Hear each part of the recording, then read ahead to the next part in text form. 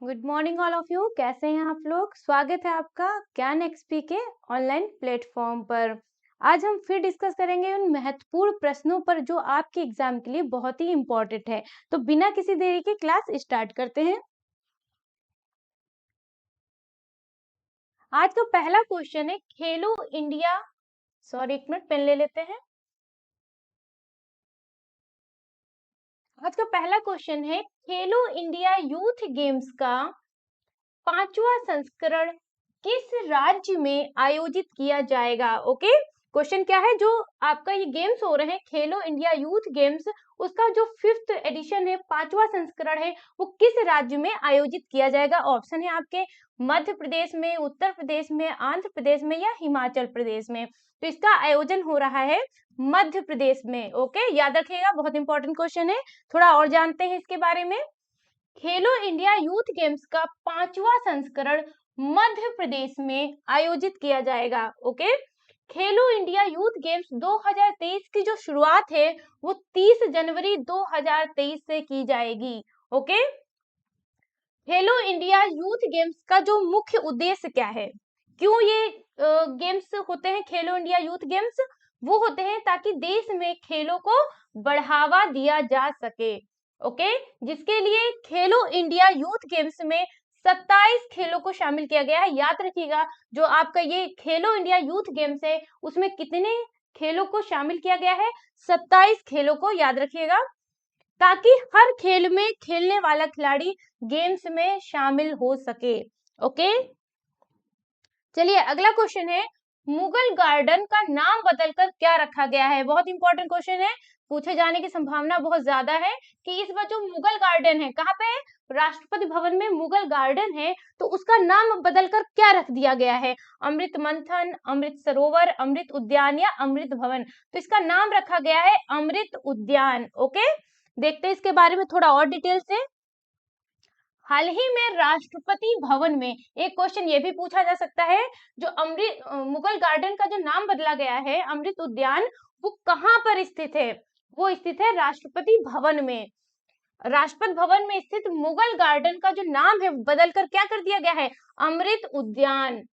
हर साल 1 जनवरी से फरवरी महीने के एक सीमित समय के लिए क्या किया जाता है?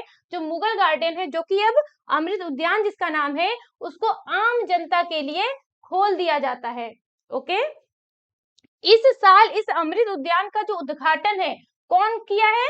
राष्ट्रपति द्रौपदी मुर्मू द्वारा 29 जनवरी 2023 को किया गया है, जिसके बाद से आम जनता के घूमने के लिए से खोल दिया गया है अमृत उद्यान को। आम जनता जाकर वहां घूम सकती है। अगला क्वेश्चन है विश्व कुष्ठ दिवस जनवरी महीने के किस रविवार को मनाया जाता है? एक चीज याद रखिएगा, जो विश्व कुष्ठ दिवस है इसकी जो डेट है वो हर साल बदल जाती है। क्यों? क्योंकि ये किसी डेट पर फिक्स नहीं है, ये रविवार को होता है। किस रविवार को होता है? जनवरी महीने के पहले, दूसरे, तीसरे, चौथे। तो ये होता है जनवरी महीने के चौथे रविवार को विश्व कुष्ठ दिवस मनाया जाता है। तो हर साल इसकी डेट चेंज होती रहती है, बस देखा जाता है कि चौथा रविवार हो और विश्व कुष्ठ दिवस मनाया जाए जनवरी महीने का चौथा रविवार। याद रखिएगा, हर साल विश्व कुष्ठ दिवस जनवरी महीने के चौथे रविवार को मनाया जाता है, जो इस साल 29 जनवरी को संडे पड़ा था, उसी दिन क्या मनाया गया? विश्व कुष्ठ दिवस। इस साल 69वां 69th विश्व कुष्ठ दिवस मनाया जा रहा है। ओके, यानी इससे पहले 68 बार मनाया जा चुका है। सबसे पहला जो विश्व कुष्ठ दिवस कब मनाया गया था? 1954 को। याद रखिएगा, इस दिवस को हर साल एक थीम के साथ मनाया जाता है, और इस साल की थीम क्या है? Act now and leprosy. Leprosy मतलब कुष्ठ रोग। एक्ट नाउ एंड लेप्रोसी इस बार की थीम है विश्व कुष्ठ दिवस की। याद रखिएगा, थीम बहुत इंपॉर्टेंट है, थीम से क्वेश्चन जरूर पूछा जाता है एग्जाम में। अगला क्वेश्चन है दक्षिण अफ्रीका से कितने चीतों को भारत स्थानांतरित किया जाएगा? एक चीज याद रखिएगा, अभी कुछ दिन पहले, कुछ महीने पहले आप लोगों ने न्यूज सुनी होगी कि नामीबिया से 8 चीतों को कूनो राष्ट्रीय उद्यान में लाया गया है। उसी कूनो राष्ट्रीय उद्यान में 12 चीतों को लाया जा रहा है। तो किस देश से लाया जा रहा है? दक्षिण अफ्रीका से लाया जा रहा है, और इसके पहले कहां से लाया गया था? नामीबिया से लाया गया था। तो तब नामीबिया से 8 चीतों को लाया गया था, और इस बार दक्षिण अफ्रीका से कितने चीतों को लाया जा रहा है? 10, 11, 12, 13। तो इस बार 12 चीतों को दक्षिण अफ्रीका से लाया जा रहा है भारत। थोड़ा और डिटेल में देखते हैं। भारत में जो चीतों की संख्या को बढ़ावा देने के उद्देश्य से भारत और साउथ अफ्रीका ने एक समझौता किया है। क्यों लाया जा रहा है? ताकि भारत में चीतों की संख्या बढ़े। एक्चुअली सबसे लास्ट टाइम 1948 में चीता देखा गया था, उसके बाद से 1948 के बाद से भारत में चीता नहीं देखा गया था, यानी भारत से तो विलुप्त हो गया चीता। तो भारत में चीतों की संख्या को बढ़ाने के लिए ये सब प्रयास किए जा रहे हैं। तो अब इस बार किसके साथ समझौता हुआ है? साउथ अफ्रीका के साथ। ओके, इसके तहत मध्य प्रदेश के कूनो नेशनल पार्क, देखिए ये बहुत इंपॉर्टेंट है, यहाँ से भी क्वेश्चन पूछा जा सकता है कि जो चीते लाए जा रहे हैं उनको कहाँ पे बसाया जा रहा है? मध्य प्रदेश के कूनो नेशनल पार्क में। ओके, 12 चीतों को लाया जाएगा साउथ अफ्रीका से। इससे पहले कूनो नेशनल पार्क में नामीबिया से 8 चीतों को लाया गया था। ओके, दुनिया भर में लगभग चीतों की संख्या कितनी है पूरे विश्व में? मात्र 7,000 चीते पूरे दुनिया में है। इनकी अधिकांश संख्या कहाँ पे है? अफ्रीकी महाद्वीप में पाई जाती है चीतों की अधिकांश संख्या। ओके, भारत में चीतों को आखिरी बार कब देखा गया था? 1948 में। याद रखिएगा, कब आखिरी बार भारत में चीतों को देखा गया? 1948 में। 1948 में छत्तीसगढ़ के कोरिया जिले के साल के जंगलों में आखिरी चीते को देखा गया था। आखिरी चीता जो था वो कहां पर था? छत्तीसगढ़ के कोरिया जिले के साल एक वृक्ष होता है, उसके जंगलों में आखिरी चीते की मौत हो गई थी। उसके बाद से भारत में चीते खत्म हो गए थे, अब उनको फिर से बसाया जा रहा है। International union for conservation of nature यानी IUCN की रेड लिस्ट में इसे अधिसूचित किया है। रेड लिस्ट में उनको अधिसूचित किया जाता है जिनकी संख्या बहुत कम है या विलुप्त होने की कगार पे है। ओके, चलिए अगला क्वेश्चन है, पहला वीर गार्जियन अभ्यास किन दो देशों के मध्य हवाई अभ्यास है? एक हवाई अभ्यास हो रहा है दो देशों के मध्य, क्या नाम है उसका? वीर गार्जियन अभ्यास। तो वो कौन से दो देश हैं जिनके बीच ये अभ्यास हो रहा है? वीर गार्जियन, भारत और जापान, भारत और ऑस्ट्रेलिया, भारत और अमेरिका, भारत और श्रीलंका। तो ये अभ्यास हो रहा है भारत और जापान के बीच। याद रखिएगा, बहुत इंपॉर्टेंट है, अभ्यास से क्वेश्चन बहुत पूछे जाते हैं कि भारत और अन्य देश के बीच कौन कौन से अभ्यास होते हैं। ओके, तो इसको और डिटेल में थोड़ा देखते हैं कि और कौन कौन से अभ्यास है। हाल ही में भारतीय वायुसेना और Japan air self defence force, okay, भारतीय वायुसेना और Japan air self defence force के बीच द्विपक्षीय वायु अभ्यास, द्विपक्षीय यानी दो पक्ष है, एक भारत एक जापान, द्विपक्षीय वायु अभ्यास वीर गार्जियन 2023 का उद्घाटन संस्करण जापान में संपन्न हो गया। देखिए समझिएगा क्या चीज है कि ये जो उद्घाटन हुआ है कहां पर हुआ है? जापान में हुआ है, और ये पहला है, क्या है? द्विपक्षीय वायु अभ्यास पहला संस्करण है वीर गार्जियन का। वीर गार्जियन अभ्यास का ये पहला संस्करण है जो कि जापान में जिसका उद्घाटन हुआ है। यह भारत और जापान का पहला द्विपक्षीय हवाई अभ्यास है। जब कोई चीज पहली बार होती है तो चर्चा में आ जाती है और आपके एग्जाम के लिए तो बहुत ही इंपॉर्टेंट होती है। ओके, भारत द्वारा जापान के साथ किए जाने वाले अन्य अभ्यास कौन कौन से हैं देख लीजिए। इसके अलावा भारत और जापान के बीच कौन कौन से अभ्यास होते हैं? धर्म गार्जियन, ओके, तो क्वेश्चन अगर पूछा जाए कि धर्म गार्जियन अभ्यास किन दो देशों के मध्य होता है, तो भारत और जापान के मध्य। और जिमेक्स होता है आपका शिन्यू मैत्री वायुसेना और मालाबार ऑस्ट्रेलिया और अमेरिका के साथ शामिल है। देखिए ये जो दो हैं शिन्यू मैत्री और मालाबार, ये ऑस्ट्रेलिया और अमेरिका के साथ होता है। याद रखिएगा, मालाबार अभ्यास जो है आपका ऑस्ट्रेलिया और अमेरिका के साथ, यानी कि जापान, भारत, ऑस्ट्रेलिया और अमेरिका चारों मिलकर इसमें हिस्सा लेते हैं। ऐसा पहली बार था जब एक IF महिला लड़ाकू पायलट विदेशी भूमि में हवाई युद्ध अभ्यास के लिए भारतीय दल का हिस्सा बनी। ऐसा पहली बार हुआ है वीर गार्जियन अभ्यास में कि आईएफ महिला लड़ाकू पायलट ने जाकर जापान में जो युद्ध अभ्यास हुआ इसमें हिस्सा लिया है। ओके, अगला क्वेश्चन है, हाल ही में चर्चा में रहा प्रज्वला चैलेंज किस मंत्रालय से संबंधित है? कौन सा चैलेंज है? प्रज्वला चैलेंज। तो सहकारिता मंत्रालय, महिला और बाल विकास मंत्रालय, नवीन और नवीकरणीय ऊर्जा मंत्रालय या ग्रामीण विकास मंत्रालय। जो ये प्रज्वला चैलेंज है ये रिलेटेड है ग्रामीण विकास मंत्रालय से। ठीक है, इसके बारे में थोड़ा और डिटेल में समझते हैं। ग्रामीण विकास मंत्रालय ने ग्रामीण अर्थव्यवस्था को बेहतर बनाने वाले विचारों, समाधानों और कामों को आमंत्रित करने के उद्देश्य से प्रज्वला चैलेंज की शुरुआत की। तो प्रज्वला चैलेंज की शुरुआत किस लिए की गई है? याद रखिएगा, ग्रामीण अर्थव्यवस्था को बेहतर बनाने के लिए। ओके, इस पहल की शुरुआत दीनदयाल अंत्योदय योजना, राष्ट्रीय ग्रामीण आजीविका मिशन के तहत की गई है। ओके, ये जो प्रज्वला चैलेंज है किसके तहत की गई है? इसकी क्या कहते हैं? दीनदयाल अंत्योदय योजना और राष्ट्रीय ग्रामीण आजीविका मिशन के तहत शुरुआत की गई है इस प्रज्वला चैलेंज की। पहल के माध्यम से नए प्रौद्योगिकी समाधान, समावेशी विकास, मूल्य श्रृंखला हस्तक्षेप, व्यवहारिक समाधान और स्थानीय मॉडल आदि के संबंध में विचारों एवं समाधानों की तलाश की जाएगी। याद रखिएगा, जो ये प्रज्वला चैलेंज है उसके अंतर्गत समावेशी विकास हो गया, मूल श्रृंखला हस्तक्षेप हो गया, व्यवहारिक समाधान हो गया, स्थानीय मॉडल आदि के संबंध में क्या होगा? विचार और समाधानों की तलाश की जाएगी। इसके तहत और क्या होगा? प्रज्वला चैलेंज के तहत चयनित विचारों को मेंटरशिप सपोर्ट और इंक्यूबेशन सपोर्ट देने के साथ साथ शीर्ष 5 विचारों में से प्रत्येक को कितना रुपया दिया जाएगा? 2 लाख रुपए से पुरस्कृत किया जाएगा। सभी अपने विचार देंगे, जिसके जो 5 बेस्ट थॉट्स होंगे, 5 बेस्ट विचार होंगे, उनमें से प्रत्येक को 2 लाख रुपए दिया जाएगा। याद रखिएगा।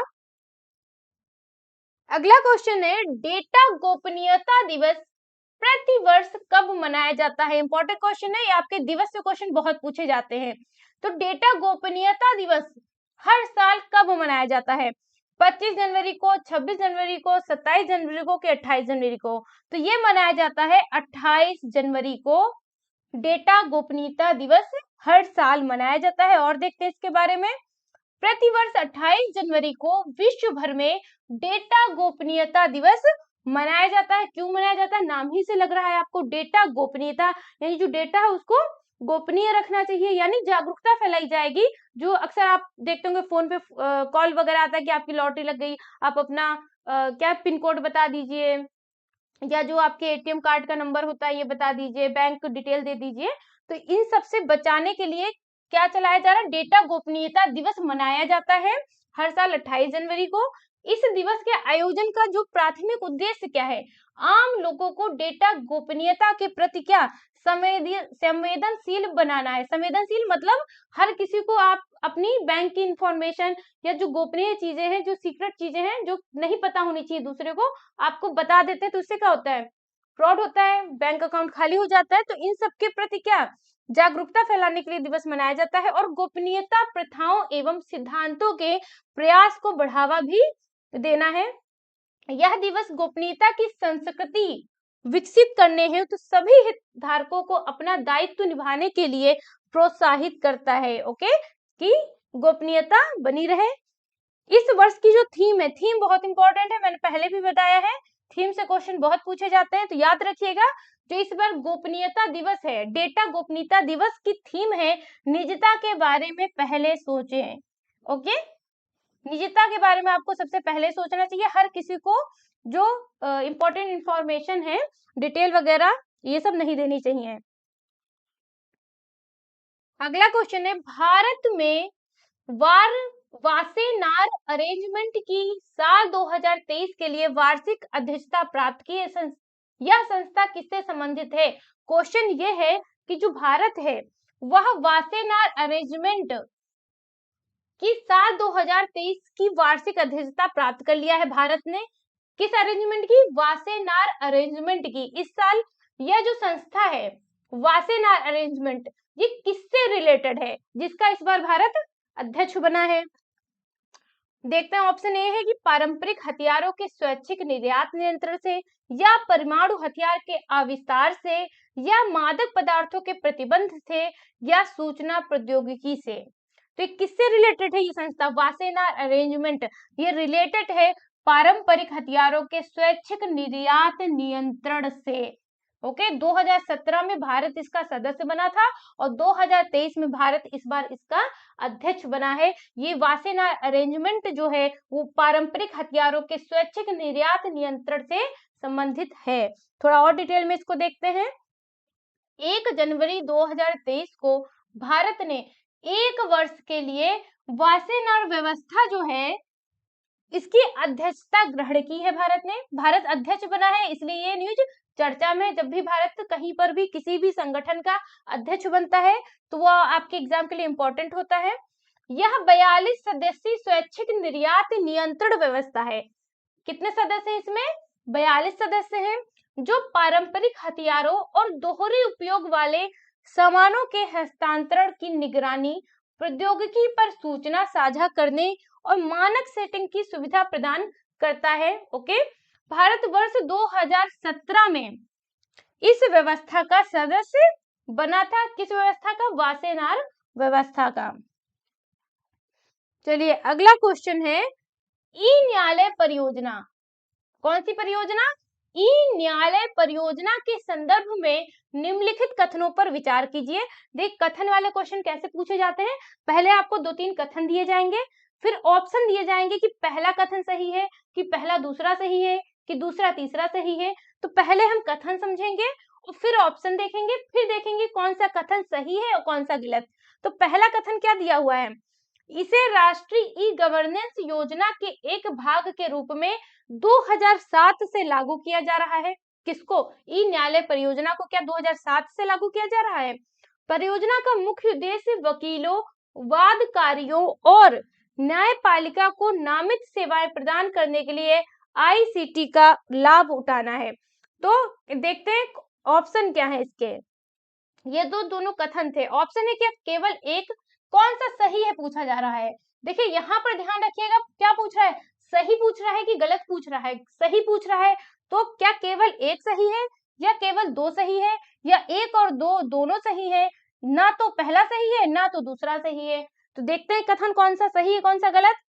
तो पहला कथन है कि जो ई न्यायालय परियोजना है वो राष्ट्रीय ई गवर्नेंस योजना के एक भाग के रूप में 2007 से लागू किया जा रहा है। ये बिल्कुल सही है। ये योजना कब से लागू की जा रही है? 2007 से।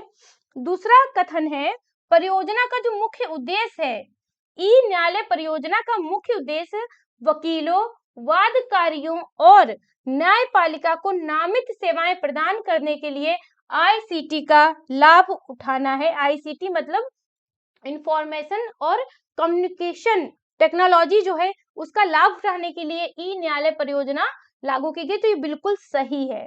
इससे क्या होगा? सभी वकीलों को जो केस दायर करता है, जो फाइल करता है केस, जो वादी है, प्रतिवादी, इन सबको ऑनलाइन इंफॉर्मेशन मिल जाएगी कि आपकी हियरिंग कब है, ओके, और क्या निर्णय दिया जा रहा है या कब क्या करना है, वो सारा उसमें प्रोसेस लिखा होगा। तो ये दोनों कथन बिल्कुल सही है ई न्यायालय परियोजना के तहत। तो ऑप्शन आपका कौन सा सही हो जाएगा? 1 और 2 दोनों सही हैं। ओके, ई न्यायालय परियोजना जो है उसको राष्ट्रीय ई गवर्नेंस योजना के एक भाग के रूप में 2007 से कार्यान्वित किया जा रहा है, यानी कि कथन 1 सही है। ई अदालत परियोजना का जो उद्देश्य है वो देश में अदालतों के सार्वभौमिक कंप्यूटरीकरण और ई, देखिए कहीं पर ई नाम लग जाता है तो उससे रिलेटेड क्या हो जाता है? कंप्यूटरीकरण से होता है, यानी ऑनलाइन चीजें उपलब्ध हो गई हैं। और न्याय प्रणाली की आईसीटी सक्षमता में वृद्धि के माध्यम से वादियों, वकीलों और न्यायपालिका को नामित सेवाएं प्रदान करना है, यानी कथन 2 भी आपका सही था। दोनों कथन सही थे आपके। अगला क्वेश्चन देखते हैं। अगला क्वेश्चन है, राष्ट्रीय पर्यटन दिवस 2023 ओके किस राज्य में मनाया गया? ये होता कब है राष्ट्रीय पर्यटन दिवस? ये आपका होता है हर साल 25 जनवरी को। और इस बार ये जो 2023 का पर्यटन दिवस था वो किस राज्य में भारत में मनाया गया? तेलंगाना में, आंध्र प्रदेश में, केरल में या तमिलनाडु में? तो ये मनाया गया तेलंगाना में। इस बार राष्ट्रीय पर्यटन दिवस मनाया गया। थोड़ा और डिटेल में समझते हैं इसको। राष्ट्रीय पर्यटन दिवस हर साल 25 जनवरी को पूरे देश में मनाया जाता है। पर्यटन मंत्रालय पर्यटन के महत्व और अर्थव्यवस्था पर इसके प्रभाव के बारे में जागरूकता फैलाता है। ये जो दिवस है राष्ट्रीय पर्यटन दिवस, ये क्यों मनाया जाता है? ये मनाया जाता है जो पर्यटन है उसके महत्व, अर्थव्यवस्था पर इसके प्रभाव, यानी जब हमारे देश में पर्यटन बढ़ेगा, बाहर के लोग आएंगे, हमारे यहाँ की जैसे ताजमहल देखने आए, बहुत सारे हिस्टोरिकल प्लेसेस हैं, उनको देखने के लिए अगर बाहरी विदेशी आएंगे तो यहाँ पे खर्चा करेंगे, टिकट लेंगे, खाएंगे, पिएंगे, होटल में रहेंगे, तो ये इन सबसे क्या होगा? भारत का राजस्व बढ़ेगा। तो इसलिए पर्यटन के महत्व और अर्थव्यवस्था पर इसके प्रभाव के बारे में जागरूकता फैलाने के लिए ये दिवस मनाया जाता है। इस साल तेलंगाना के पोचमपल्ली गांव में राष्ट्रीय पर्यटन दिवस मनाया गया। अगर राज्य पूछा जा रहा है तो तेलंगाना, और तेलंगाना के किस गांव में? पोचमपल्ली गांव में पर्यटन दिवस इस बार का मनाया गया। ओके, चलिए अगला क्वेश्चन है, आधार, यूपीआई, डिजी लॉकर, कोविन, जेम और जीएसटीएन जैसे डिजिटल समाधानों के समूह का नाम क्या है? ये सब क्या है? ये सब डिजिटल समाधान है। जैसे आपका आधार, UPI, DigiLocker, CoWIN, GeM, GSTN जैसे डिजिटल समाधानों के जो समूह है इनको क्या नाम दिया गया? इनके समूह को क्या नाम दिया गया है? देखते हैं। ऑप्शन है India stack, India smog, India cloud, India trap. तो इन सबको एक नाम दिया गया है इंडिया स्टैक। याद रखिएगा, इंडिया स्टैक के अंतर्गत क्या क्या? Aadhaar, UPI, DigiLocker, CoWIN, GeM, GSTN. Okay, और डिटेल में थोड़ा समझते हैं। इंडिया स्टैक जो है वो आधार, यूपीआई, डिजी लॉकर, कोविन, जेम और जीएसटीएन जैसे डिजिटल समाधानों का एक क्या है? बहुस्तरीय समूह है जिसने भारत में डिजिटल परिवर्तन में महत्वपूर्ण भूमिका निभाई है। किसमें? डिजिटल परिवर्तन में। आप लोग देख ही होंगे कि आजकल आधार कितना इंपॉर्टेंट हो गया है। यूपीआई से क्या करते हैं? पेमेंट वगैरह में कितना इंपॉर्टेंट है। डिजी लॉकर, डिजिटल लॉकर, आप जाकर वहां पे अपनी चीजें सेव कर सकते हैं, फाइल ऑनलाइन जाकर। तो ये सब चीजें जो है, क्या किया है इन चीजों ने? डिजिटल परिवर्तन में महत्वपूर्ण भूमिका निभाई है। पूरी दुनिया में भारत के डिजिटल सामान को व्यापक रूप से अपनाने को सुनिश्चित करने के लिए पहली इंडिया स्टैक डेवलपर कॉन्फ्रेंस नई दिल्ली में आयोजित की जाएगी। देखिए बहुत इंपॉर्टेंट चीज है, यहाँ से आपका एक और क्वेश्चन बन गया है जो एग्जाम में पूछा जा सकता है कि जो भारत की पहली इंडिया स्टैक डेवलपर कॉन्फ्रेंस कहाँ पे आयोजित हो रही है? नई दिल्ली में आयोजित हो रही है। पहली है तो बहुत इंपॉर्टेंट है। वर्ल्ड गवर्नमेंट समिट 2023 में इंडिया स्टैक फोकस क्षेत्रों में से एक होगा। ओके, जो अगले महीने अबू धाबी में आयोजित किया जाएगा। क्या कह रहा है कि वर्ल्ड गवर्नमेंट समिट 2023 में इंडिया स्टैक जो है फोकस क्षेत्रों में से एक होगा, जो अगले महीने अबू धाबी में आयोजित हो रही है। क्या आयोजित हो रही है अबू धाबी में अगले महीने?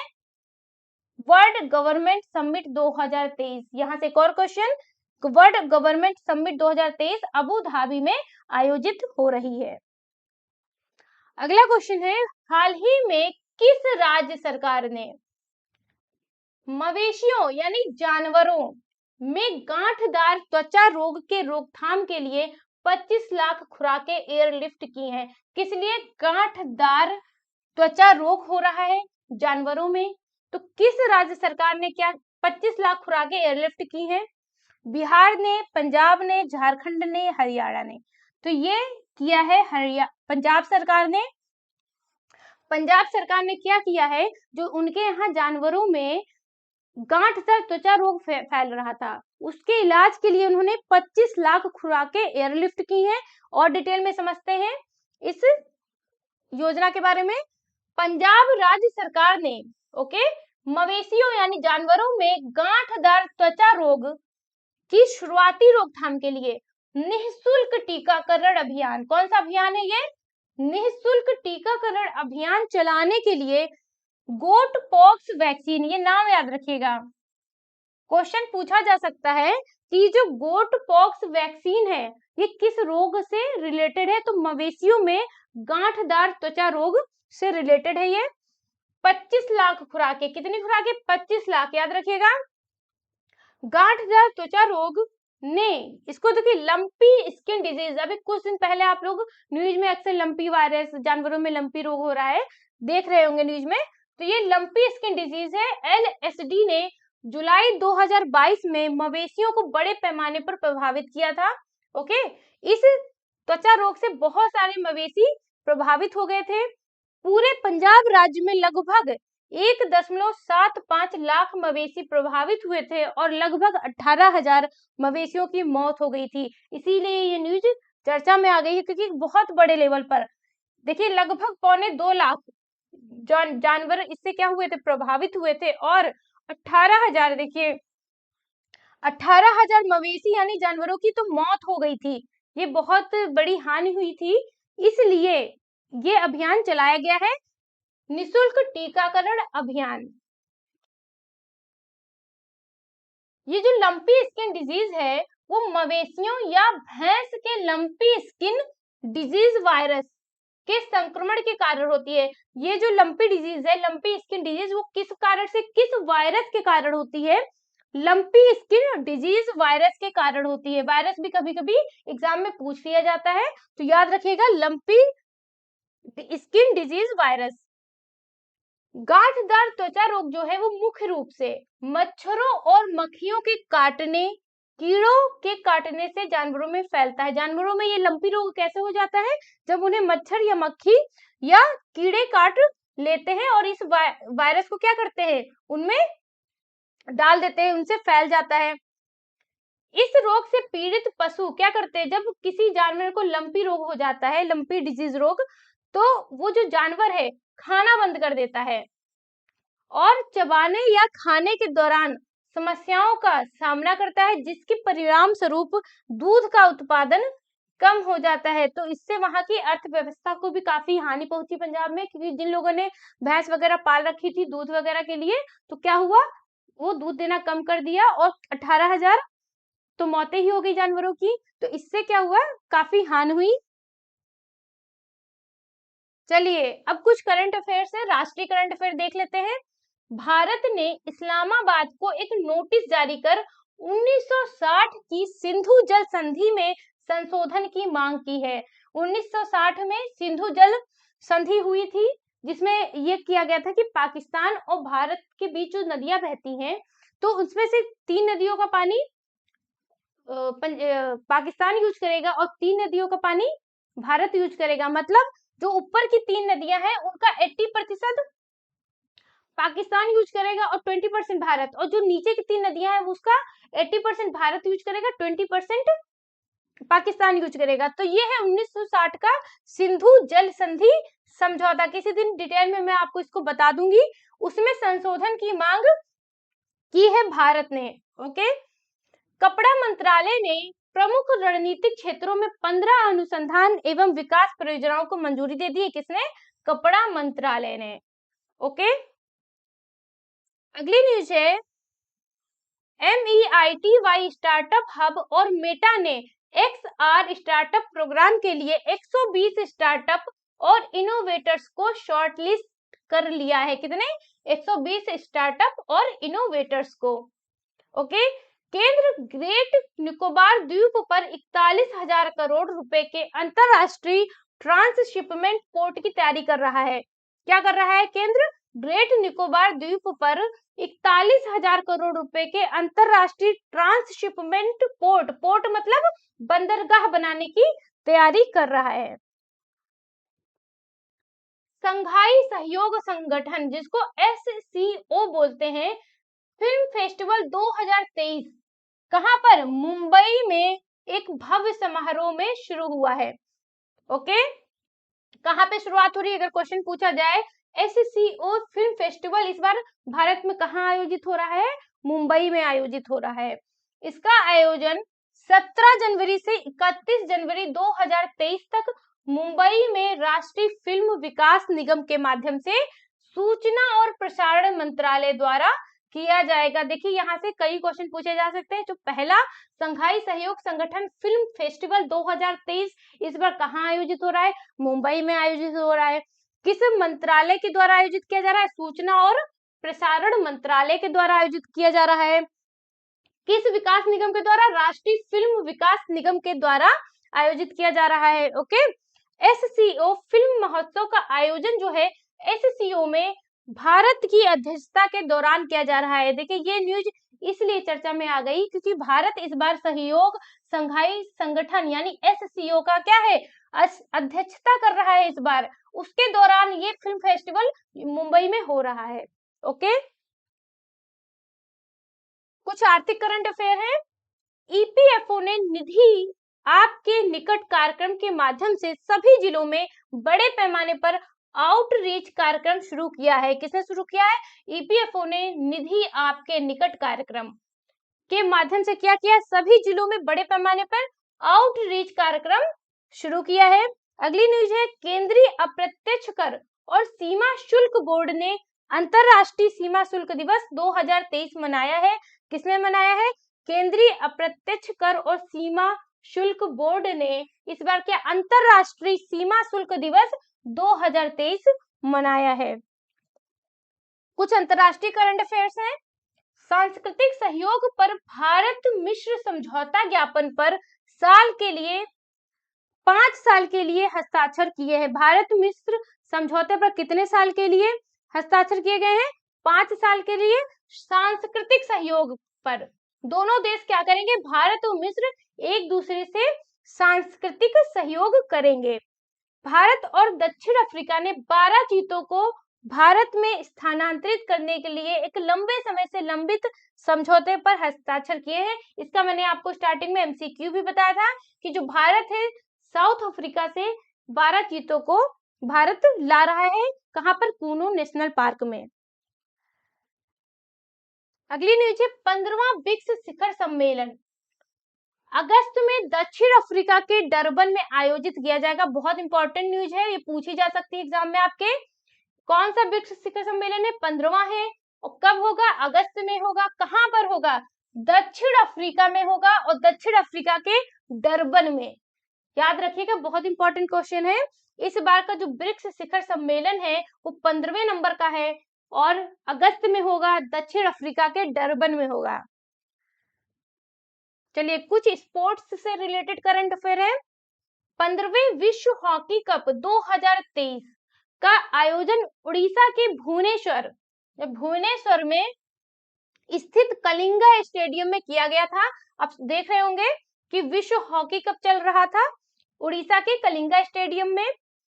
29 जनवरी 2023 को जर्मनी और बेल्जियम के बीच आयोजित किया गया। जो इसका लास्ट मैच था वो किस किस के बीच था? 29 जनवरी को जर्मनी और बेल्जियम के बीच। ओके, अब ये इसका समाप्त हो गया, ये लास्ट मैच था। अगली न्यूज है, नोवाक जोकोविच 10वें ऑस्ट्रेलियन ओपन के फाइनल में पहुंच गए हैं। इस कहा क्या चल रहा है? ऑस्ट्रेलियन ओपन चल रहा है, 10वां ऑस्ट्रेलियन ओपन। उसमें जो नोवाक जोकोविच थे वो फाइनल में पहुंच गए हैं। अंतिम मुकाबले में उनका सामना किसके साथ होगा? स्टेफानोस के साथ होगा। स्टेफानोस सितसिपास से होगा। ओके, चलिए आज का करंट अफेयर आपका कंप्लीट हो गया है। आई होप आपको क्लास समझ में आई होगी। अगर कोई क्वेश्चन है, डाउट है, आप कमेंट बॉक्स में पूछ सकते हैं और जरूर बताइएगा आज का कंटेंट आपको कैसा लगा, क्योंकि आपकी एक क्लास के लिए 4-5 घंटों की मेहनत होती है। तो आपके अप्रिशिएशन से हमें मोटिवेशन मिलता है कि हम और बेहतर पढ़ाएं, आपको और अच्छा कंटेंट प्रोवाइड कराएं, जिससे आपका सिलेक्शन सुनिश्चित हो सके। तो मिलते हैं फिर अगली क्लास में। Thank you.